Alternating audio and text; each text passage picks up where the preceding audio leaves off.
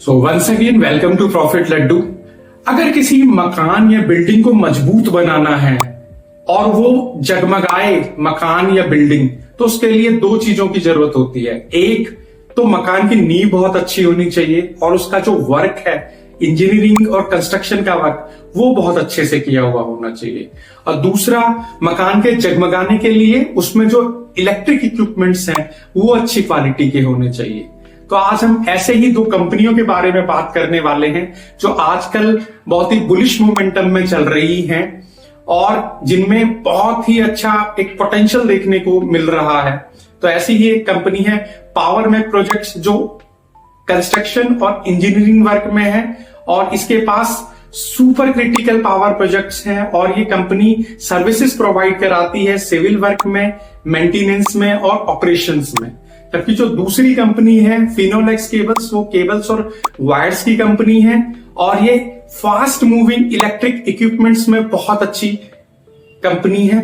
और दूसरा, ये जो इलेक्ट्रिक सॉल्यूशंस फॉर रिटेल के लिए जो प्रोवाइड कराती है, उसमें ये कंपनी बहुत अच्छी है। और होम अप्लायंसेस में भी इस कंपनी का जवाब नहीं है। और ये कंपनी 50 इयर्स से ज्यादा इस कंपनी को हो चुके हैं। इनकी एक बहुत बड़ी ब्रांड आइडेंटिटी है और पूरे पैन इंडिया जो फिनोलेक्स केबल्स है वो लॉन्च है। तो आज हम इन दोनों कंपनियों का फंडामेंटल एनालिसिस करने वाले हैं। एक पावर मैक प्रोजेक्ट्स, दूसरी है फिनोलेक्स केबल्स। तो चलते हैं मेरे साथ कंप्यूटर स्क्रीन पर। तो आज मैं हूं यहाँ पर दो कंपनियों का फंडामेंटल एनालिसिस करने के लिए। एक है फिनोलेक्स केबल्स, एक है पावर मैक प्रोजेक्ट्स। तो सबसे पहले करते हैं फिनोलेक्स केबल्स का। जैसे कि इसके नाम से भी पता चल रहा है कि एक केबल बनाने की लीडिंग मैन्युफैक्चरिंग कंपनी है जो इलेक्ट्रिकल और टेलीकम्युनिकेशन केबल्स बनाती है इंडिया में। और मोर देन 50 ईयर्स से ये कंपनी है ऑपरेशंस अपने इसके इंडिया में चला रही है और इसकी leadership position one of the most diversified wires और केबल्स बनाने वाली कंपनी है इंडिया के अंदर। तो सबसे पहले फंडामेंटल एनालिसिस में आपको पता ही है, फंडामेंटल एनालिसिस इसलिए होता है बिकॉज जब किसी हम स्टॉक का लॉन्ग टर्म ट्रेंड देखते हैं, उसमें लॉन्ग टर्म इन्वेस्टमेंट की अपॉर्चुनिटीज को तलाशते हैं, तो तब हम उसका फंडामेंटल एनालिसिस करते हैं। तो चलते हैं हम। सबसे पहले हमें मार्केट कैप को देखना पड़ेगा। जिसमें मार्केट कैप को देखने के लिए हमें करना पड़ेगा, मार्केट कैप देख लेते हैं इसका। ये देखिए मार्केट कैप जैसे इसका आ गया है 14,365 करोड़ का, यानी कि ये 20,000 करोड़ से नीचे की कंपनी है। एक मिड कैप कंपनी है। इसमें जो वॉलेटिलिटी लेवल होगा थोड़ा सा ज्यादा होगा लार्ज कैप कंपनी की तुलना में, ठीक है। अगर स्मॉल कैप होती यानी 5,000 करोड़ से नीचे की होती तो उसमें जो वॉलेटिलिटी लेवल होता है वो थोड़ा हाई होता है। और आज हम इसी स्टॉक का फंडामेंटल एनालिसिस क्यों कर रहे हैं, बिकॉज ये स्टॉक 12% तक इंक्रीज हुआ है। तो यार हमें पता भी तो चलना चाहिए कि कोई कंपनी अगर 12% एक दिन में बढ़ जा रहा है किसी का स्टॉक, उस कंपनी के फंडामेंटल्स किस तरह के हैं। तो इस वजह से हम फिनोलेक्स केबल्स का फंडामेंटल एनालिसिस कर रहे हैं। फिर आ जाते हैं हम स्टॉक के पीई पर, जिसमें जो स्टॉक का पीई है वो 26.7 और जो इंडस्ट्रियल पीई है उसका वो 26 है, यानी कि दोनों इक्वली हैं लगभग। तो दोनों में क्या कर सकते हैं, दोनों में ये हो सकता है कि दोनों मतलब अंडर वैल्यूड नहीं है, ठीक ठीक वैल्यूएशन है, ना अंडर वैल्यूड है ना ओवर वैल्यूड है, ठीक है जी। उसके बाद में आरओसीई देख लेते हैं। आरओसीई में क्या देखते हैं हम कि जो 18.7 है जो इसका आरओसीई है, तो 18.7 it's a good ROCE, return on capital employed बोलते हैं इसको।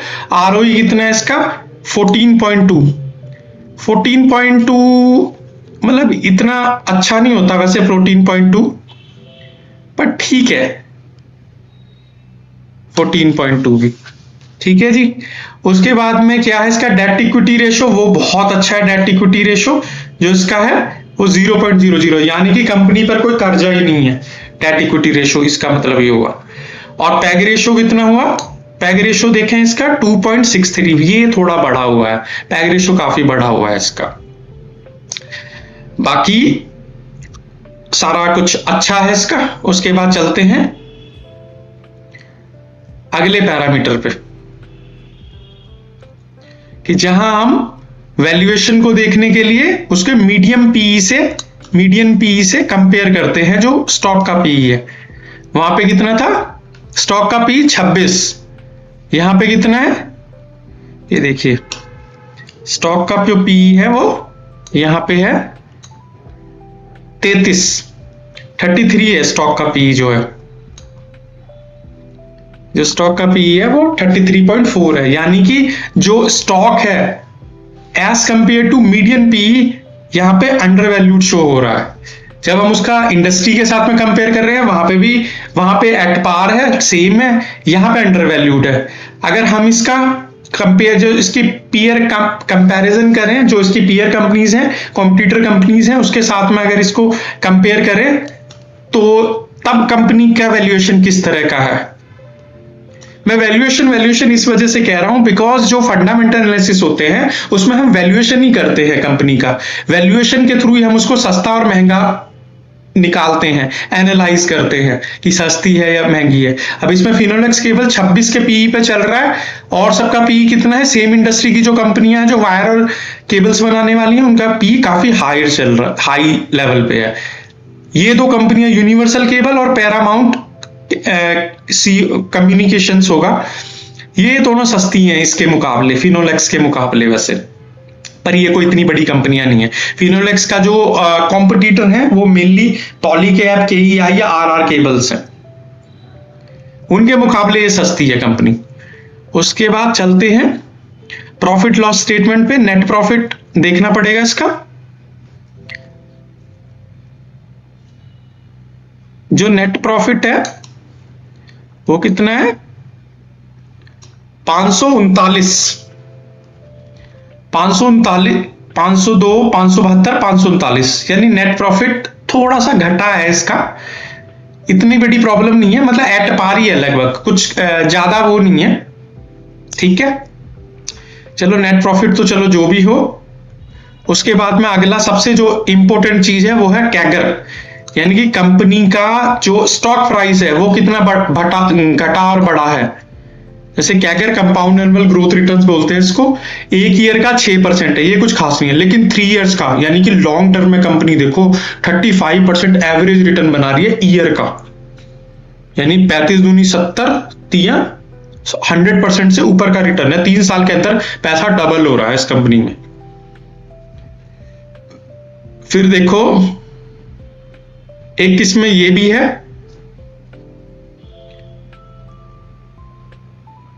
CQIP यानी कैपिटल वर्क इन प्रोग्रेस जो है वो कितना है? 21 से 168 से 205 कर रही है कंपनी, यानी कि कंपनी अपने एसेट्स को डिप्लॉय करती जा रही है, एसेट्स और बना रही है जिससे उसका रेवेन्यू बढ़े, उसकी प्रॉफिटेबिलिटी बढ़े और शेयर का प्राइस बढ़े।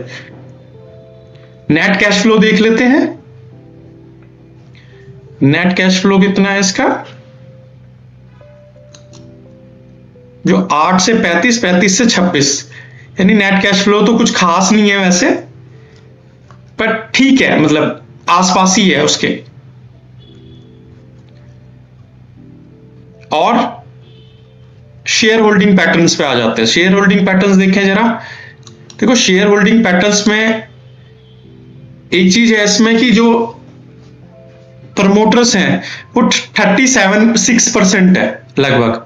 प्रमोटर्स तो बहुत कम है, 36 बहुत कम होता है, लेकिन इसमें FIIs और DIIs काफी हैं जो 11% और 17% DII हैं, जो इसे एक अच्छा स्टॉक बनाते हैं। तो यहां पे शेयर होल्डिंग पैटर्न ठीक है इसका। कैश फ्लो थोड़ा सा कम है।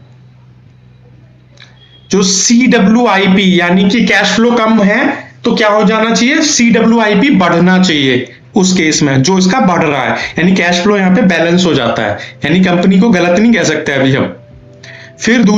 क्या है चौथी चीज इसमें, क्या कैगर अच्छा है इसका, यानी लॉन्ग टर्म में अच्छा बना रही है कंपनी, क्योंकि 8 महीने से तो मार्केट भी बियरिश मोड में चल रही है, तो 6% भी दे रही है, तो ये बहुत बड़ी बात है, क्योंकि कई कंपनियां तो नेगेटिव दे रही हैं जो रिटर्न। और इसके मुकाबले जो पीयर कंपैरिजन में ये क्या था, अंडर वैल्यूड शो हो रहा था, और यहां पे ये अंडर वैल्यूड शो हो रहा था जब हम इसके मीडियन पी से कंपेयर कर रहे थे, और स्टॉक के पी को इंडस्ट्रियल पी से कर रहे थे तो ये एवरेज आ रहा था, यानी कि कुल मिलाकर कंपनी अच्छी कंपनी है, ऐसा नहीं है, गलत नहीं है। अगर 12% भी बढ़ रहा है तो लॉन्ग टर्म में बहुत अच्छा, अगर मार्केट के सेंटीमेंट्स अच्छे हैं तो कंपनी अच्छा परफॉर्म करेगी, ये फिनोलेक्स केबल्स, इससे यही रिजल्ट निकलता है। अब चलते हैं हम अपनी दूसरी कंपनी की ओर, जो है पावर मैक प्रोजेक्ट्स।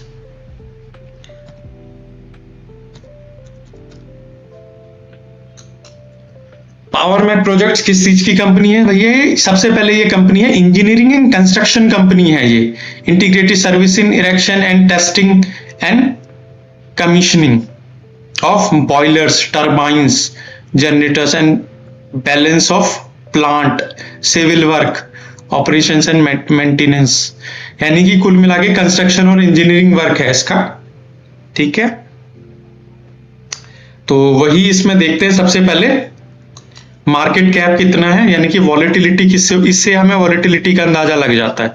20,000 करोड़ से नीचे है, यानी कि एक 5,000 करोड़ से ऊपर की मिड कैप कंपनी है, यानी कि इसमें वॉलेटिलिटी थोड़ा ज्यादा होगी लार्ज कैप कंपनी की तुलना में, और स्मॉल कैप से कम होगी। स्मॉल कैप में तो बहुत ज्यादा होती है। फिर इसका जो पीई देख लेते हैं, पीई इसका है 27.2 है। जो इंडस्ट्रियल पीई देख लेते हैं, इंडस्ट्रियल पीई कितना है 32.10, यानी इंडस्ट्री के कंपैरिजन में ये जो कंपनी है, इंडस्ट्री के कंपैरिजन में थोड़ा सा सस्ती है।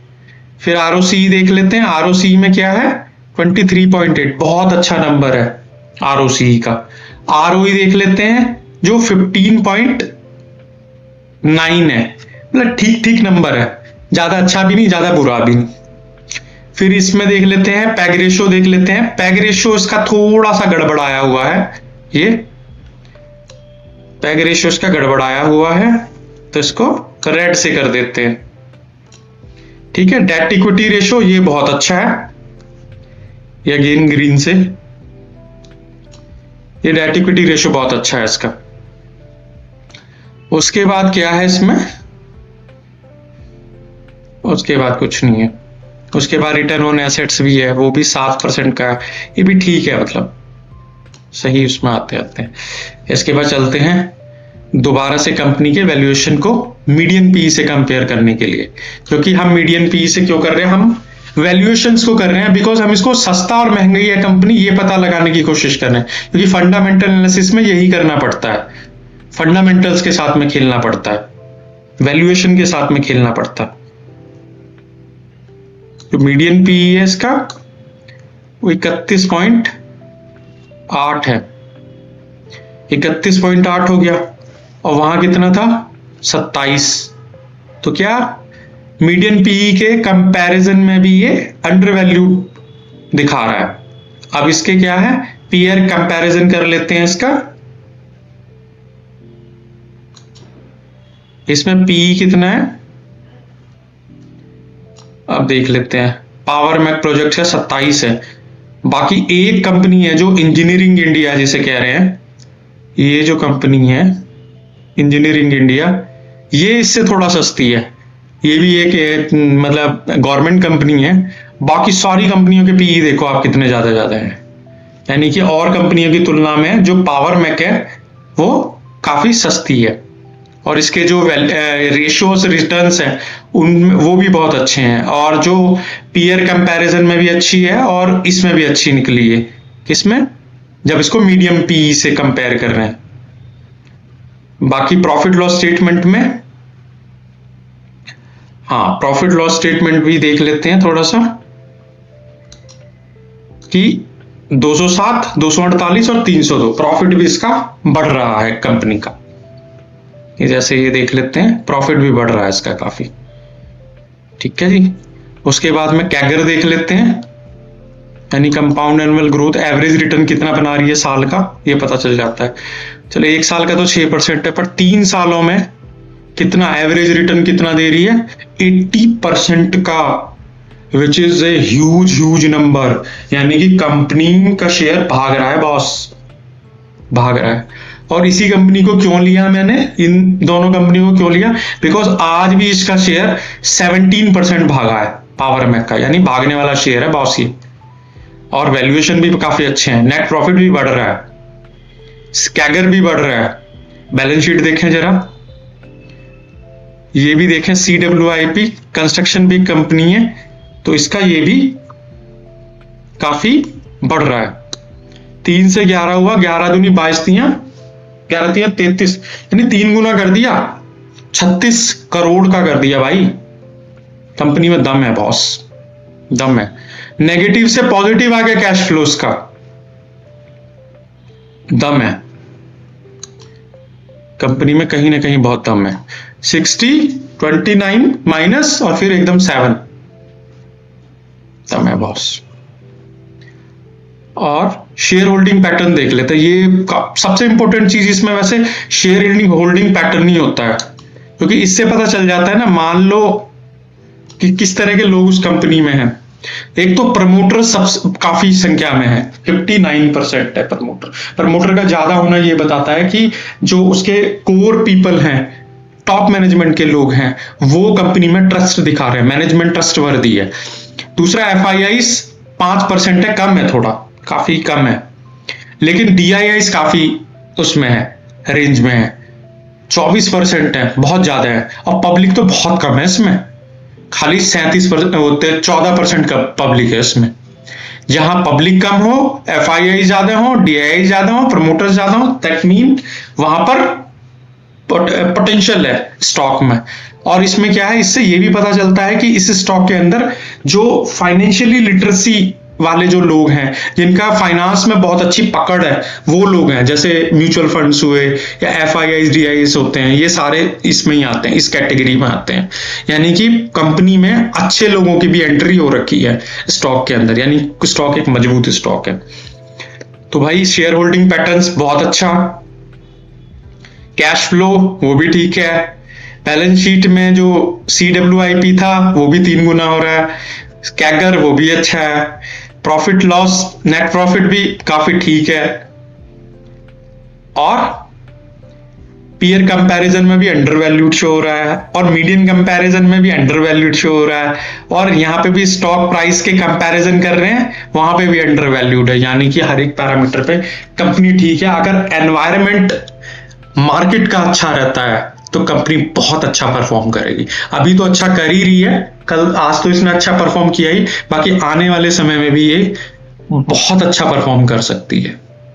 तो 2 कंपनियां जिनका मैंने फंडामेंटल एनालिसिस किया, एक थी फिनोलेक्स केबल्स और दूसरी थी पावर मैक प्रोजेक्ट्स। तो दोनों में से अगर मैं दोनों को रेटिंग दूं तो मुझे पावर मैक प्रोजेक्ट ज्यादा मजबूत कंपनी लगी as compare to Finolex cables. तो अगर अभी भी आपने मेरे चैनल को सब्सक्राइब नहीं किया है और मेरी वीडियो को लाइक नहीं किया है, तो please subscribe my channel and like my video. Thank you so much.